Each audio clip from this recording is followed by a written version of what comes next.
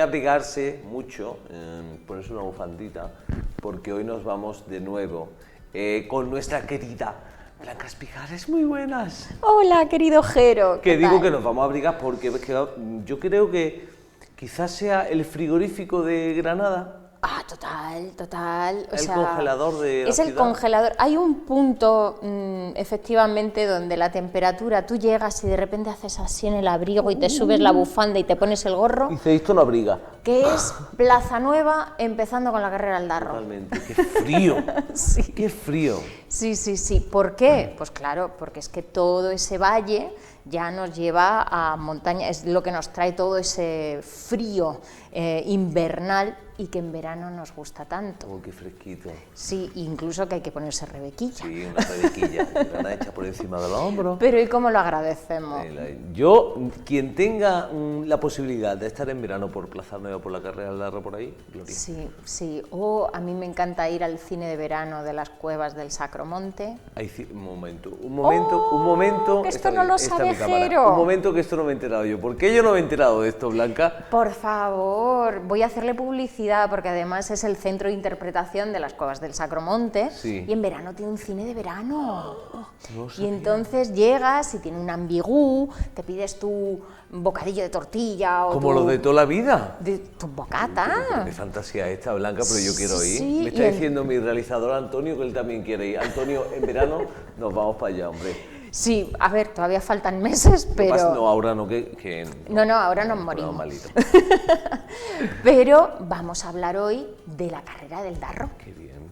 Sí, la carrera del Darro es que la solemos pasear como si eso siempre hubiera sido así.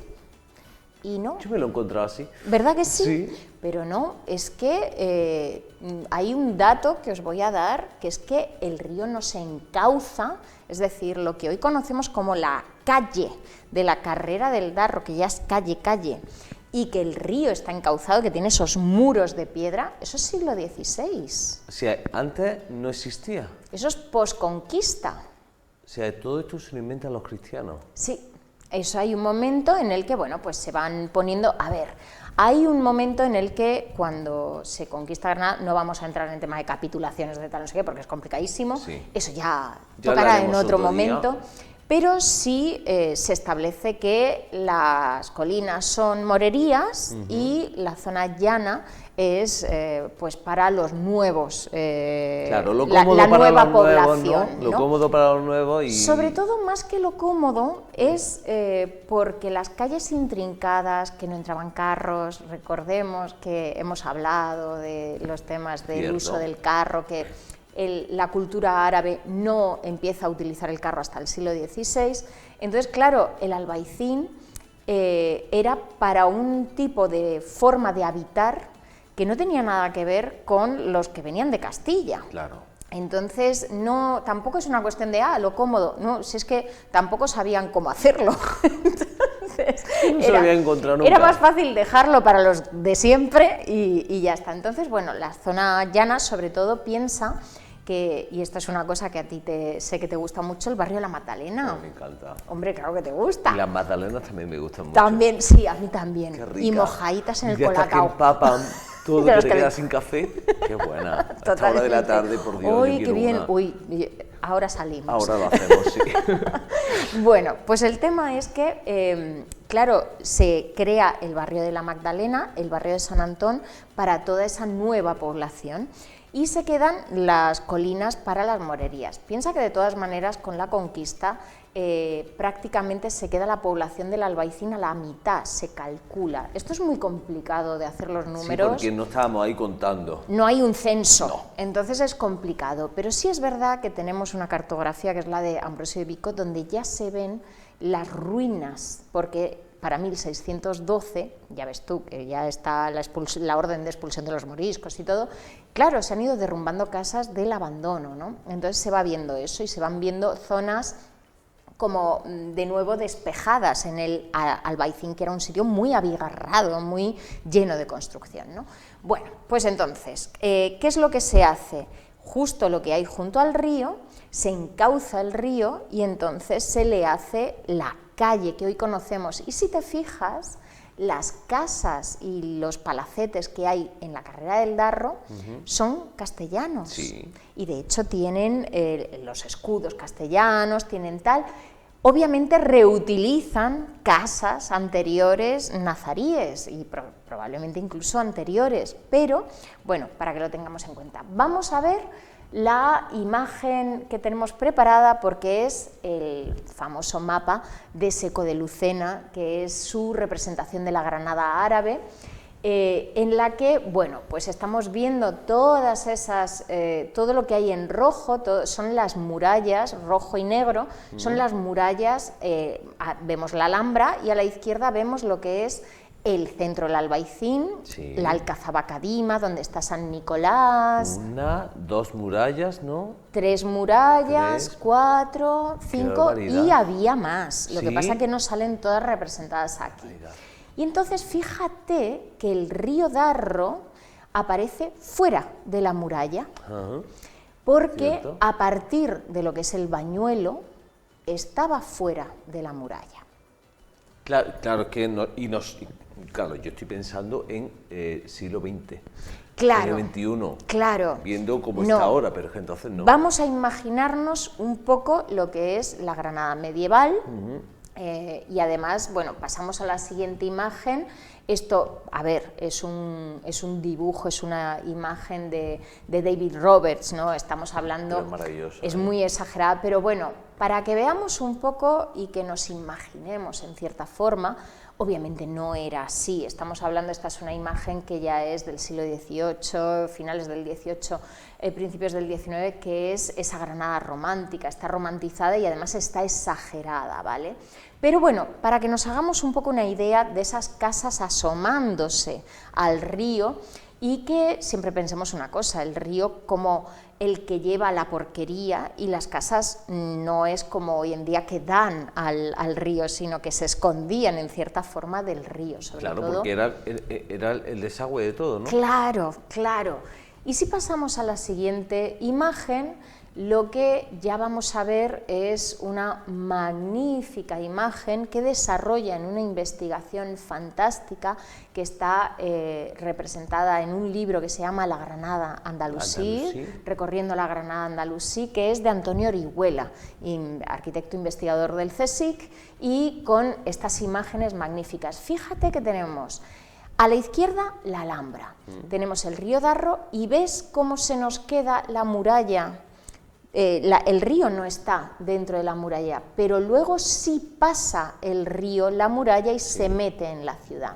Ese punto donde el río pasa la muralla es el famoso Puente de los Tableros, Arco de los Tableros, Puerta de los Tableros o Puerta del Cadí, que lo tenemos en la siguiente imagen, que es este arco medio roto que se ve en el río Darro. Que eso no ha estado así siempre, no, en su época estuvo ahí entero. tenemos, claro, el arranque del arco, porque hacía una puerta sobre el río, porque claro, un río hay que cerrarlo, porque si no la gente te entra por ahí. Claro, los ladrones. Claro, en el camino, que es donde hoy está la Carrera del Darro, había una puerta para entrar a la ciudad. Pequeñita, ¿no? Claro, una cosa pequeñita para entrar en la ciudad. Entonces teníamos la puerta sobre el río, la puerta sobre el camino, ese camino que venía de Levante.